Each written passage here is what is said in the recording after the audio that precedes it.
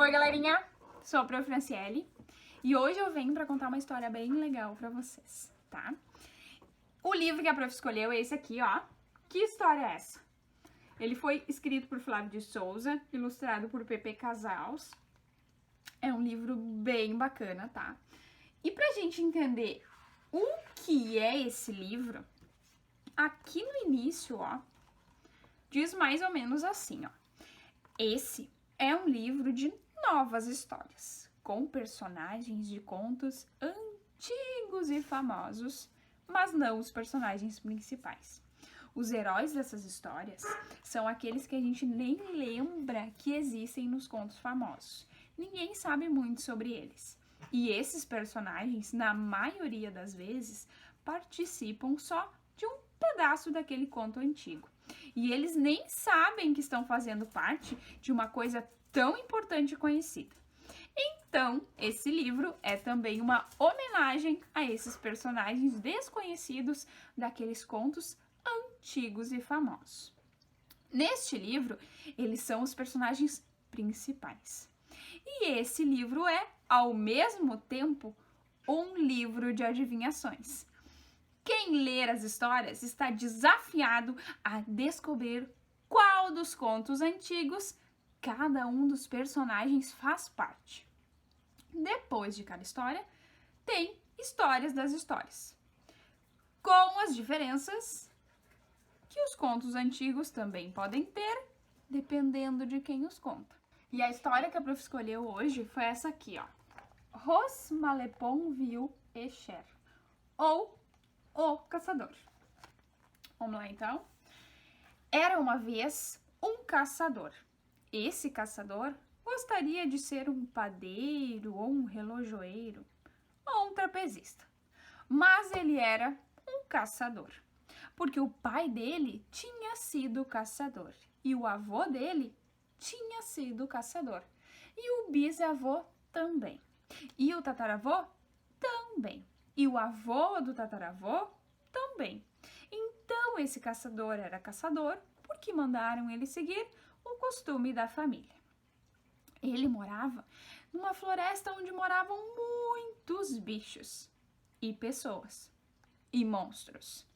Então, já que ele tinha que caçar porque era um caçador, ele caçava monstros. A vida de um caçador que caça monstros é bem animada e perigosa e arriscada. Esse caçador quase perdeu a perna quando caçou o terrível vampiro da Caverna Negra. E quase perdeu todos os dentes quando caçou o abominável lobisomem do Mato Selvagem. E quase perdeu a cabeça quando caçou a horripilante sereia do Lago das Águas Profundas. Cansado de quase se perder por inteiro ao caçar esses seres tão medonhos, o caçador saiu um dia à procura de uma onça comedora de gente, ou um javali destruidor, ou outro animal bem mau. O caçador viajou o dia inteiro.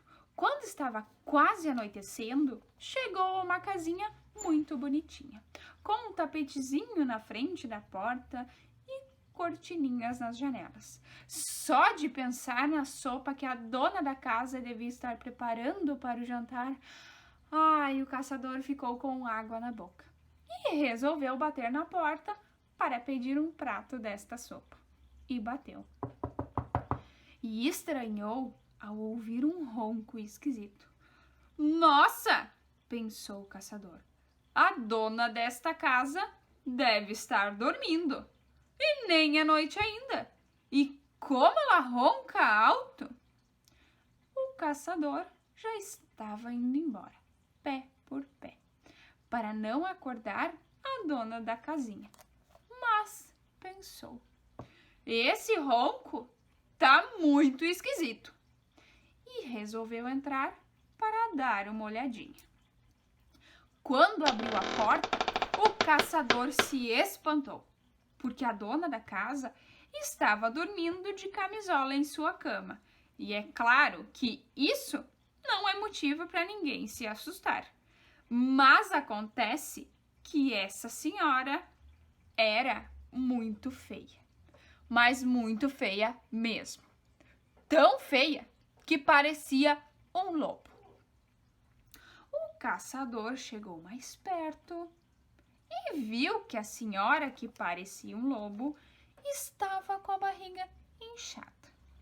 Mas inchada mesmo, como se tivesse engolido um monte de abóboras. Então, o caçador já estava pensando em ir embora. A senhora, que parecia um lobo, estava com a barriga tão inchada que parecia que tinha engolido um monte de abóboras, acordou. E o caçador disse: "Boa tarde, minha senhora." "Boa tarde", respondeu a senhora. "A senhora me desculpe por eu ter entrado na sua casa sem pedir licença", disse o caçador. "Não faz mal", respondeu a senhora. "Então eu gostaria de lhe fazer 3 perguntas", disse o caçador. "Ora, não se acanhe, faça", disse a senhora. "Obrigado", disse o caçador. "Então, lá vou eu. Por que a senhora tem esses olhos tão grandes?" "Para te olhar melhor." "E por que a senhora tem esse nariz tão grande?" "Para te cheirar melhor." "E por que a senhora tem essa boca tão grande?" "Para engolir melhor, menininhas e vovozinhas." "Ah", disse o caçador. "Então, tá explicado." E o caçador já ia se despedir e ir embora, quando olhou bem para a senhora, que parecia um lobo, e descobriu que a senhora, que parecia um lobo, era um lobo. O caçador pegou a sua espingarda e mirou. O lobo tentou fugir correndo, mas estava com a barriga tão pesada e não conseguiu fugir. O caçador acertou o lobo, abriu a barriga dele e de lá de dentro tirou a menina de chapéu e uma velhinha. Elas estavam meio tontas, com um cheiro ruim lá de dentro da barriga do lobo, mas estavam vivas. E agradeceram muito ao caçador e ofereceram o jantar para ele, com doces e sobremesas. Depois de costurar a barriga do lobo e fazer um curativo no bumbum dele, a velhinha mandou ele embora. O lobo pediu para ficar para o jantar, mas a velhinha, que não era feia e nem parecia um lobo, deu um pão velho para ele e mandou ele embora. E ele foi. O caçador jantou, agradeceu e acompanhou a menina no caminho de volta para a casa dos pais dela. A mãe da menina agradeceu ao caçador por ele ter salvo a sua filha. E o pai da menina, que era padeiro e dono de uma padaria, convidou o caçador para trabalhar com ele. O caçador aceitou, guardou a espingarda num baú e começou um novo costume na família dele, porque o seu filho foi padeiro e o neto também, e o seu bisneto também, e o seu tataraneto e o filho do tataraneto.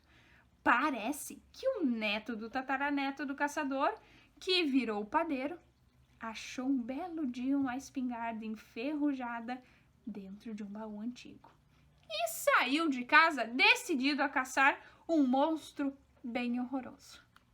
Fim. Então, galerinha, que história é essa? Fica o desafio para vocês. Um beijo!